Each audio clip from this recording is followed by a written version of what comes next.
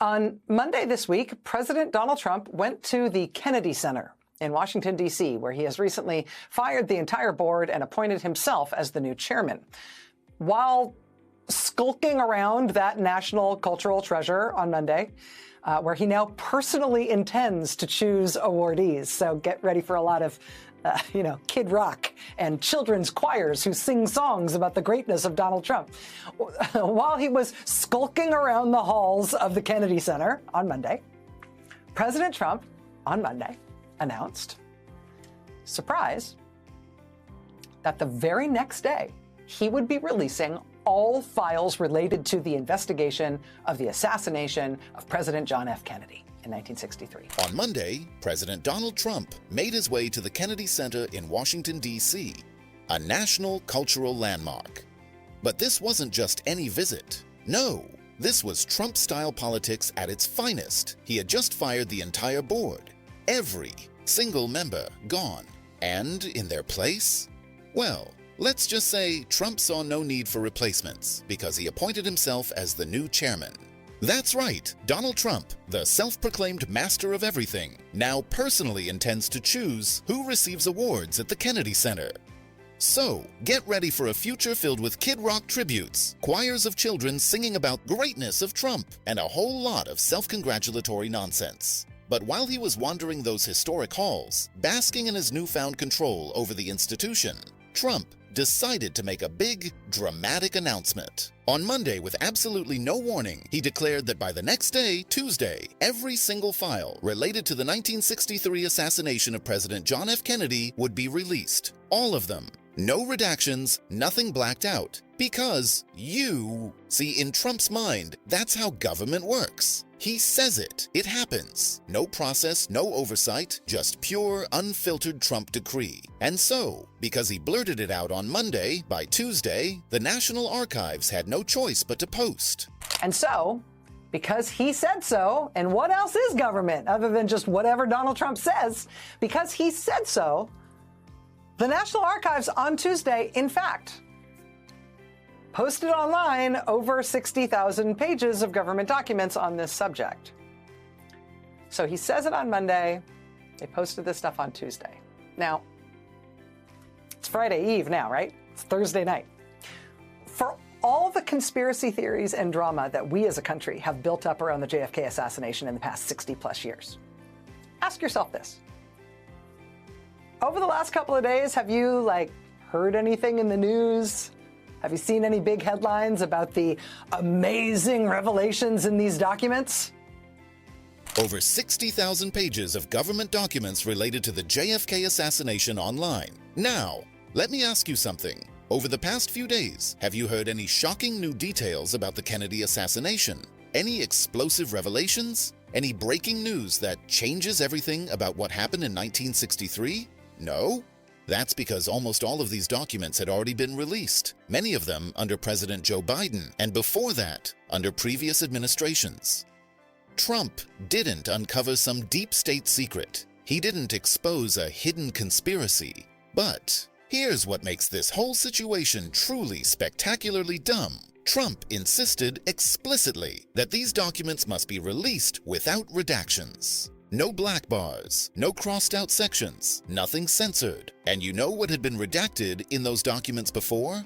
You know what had been carefully protected under U.S. privacy laws? The social security numbers, the birth dates, the personal, identifying information of hundreds of people who worked in government during the Kennedy investigation. That's right, thanks to Trump's impulsive knee-jerk decision-making. We've seen news stories about how, wow, these new documents finally shed new light on the assassination, or that, some previously unknown fact about it has been revealed, and this changes everything. Have you seen any news stories like that? No, you have not. And that is because the documents that genius Donald Trump insisted on Monday had to be released on Tuesday, those documents were almost entirely documents that had been previously released to the public under President Joe Biden when he released a bunch of them, under other presidents who had released other stuff. Almost all of this stuff had previously been released anyway. A massive trove of private data, names, dates of birth, social, security numbers was dumped onto the internet for anyone to see, and among the people Trump just doxed? Oh, this is Rich, his own lawyer. Joseph DeGeneva, a former Trump campaign lawyer now 80 years old, had his personal information splattered across the internet, courtesy of the very man he once defended. DeGeneva's response: it's absolutely outrageous, it's sloppy, it's unprofessional. And you know what? For the first time in my life, I actually agree with Joseph DeGeneva. But it gets worse. Trump didn't just leak his own lawyer's information. He also exposed the private data of more than 100 staff members from the Senate Church Committee and the House Select Committee on Assassinations. Among the people who Donald Trump has just doxed by publishing his full and unredacted Social Security number for no reason at all is his own lawyer, Joe DeGeneva, who worked for the Trump campaign and who represented Trump on some of the weirdest Russia and Ukraine stuff. In the Washington Post, quote, former Trump campaign lawyer Joseph DeGeneva, age 80, whose private information was included in the release, said, quote, it's absolutely outrageous. It's sloppy, unprofessional. DeGeneva continued, quote, it's like a first grade elementary level rule of security to redact things like that. That Donald Trump, in his infinite wisdom, has just published the full, accurate, and complete, quote, Social Security numbers, birthplaces, and birth dates of not just random people, including his own lawyer, but, quote, more than 100 staff members of the Senate Church Committee and more than 100 Social Security numbers of staff members of the House Select Committee on Assassinations. And these weren't just random low-level bureaucrats. No, these were people who later went on to high-ranking positions in government. The Washington Post reported that among those exposed were a former U.S. ambassador, a former assistant secretary of state intelligence analysts, State Department officials, prominent lawyers. These are people who have dedicated their lives to public service, now finding themselves at risk of identity theft and fraud because Donald Trump wanted to make a dramatic announcement without thinking through a single consequence. And now Donald Trump has ordered all of them to be very thoroughly doxxed, which, among other things, appears to be quite illegal. Both the Washington Post and the New York Times spoke with experts who told them that this very well looks illegal. What Trump just did here appears to pretty bluntly violate U.S. privacy law. At least one person who had his or her Social Security number published by Trump has started discussing bringing a lawsuit against the government for having done this. Probably pretty good grounds to do that. And here's the kicker.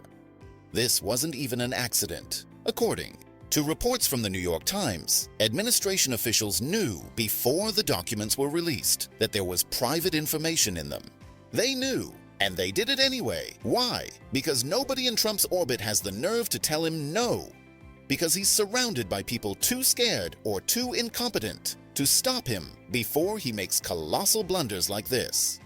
And now the White House is scrambling. They're desperately trying to contain the damage by offering affected individuals new Social Security numbers. Imagine that. You've built your entire life around one identity, and now, in your 70s or 80s, you have to start over, trying to untangle your entire financial and legal existence because Trump decided to play king for a day. And the best part?